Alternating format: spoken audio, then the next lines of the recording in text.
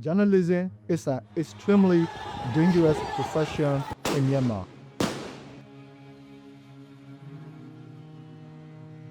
My colleague Sai Sotai has been sentenced to 20 years in prison in Myanmar for reporting on a cyclone. In 2021, our newsroom was raided.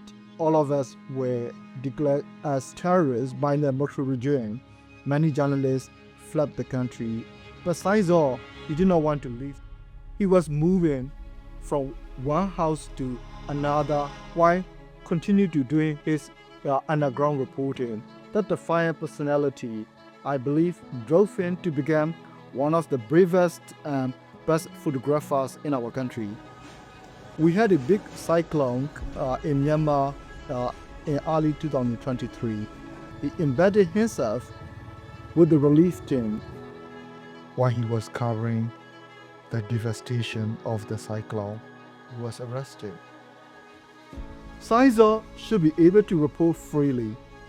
He should also be at home, spending time with his family.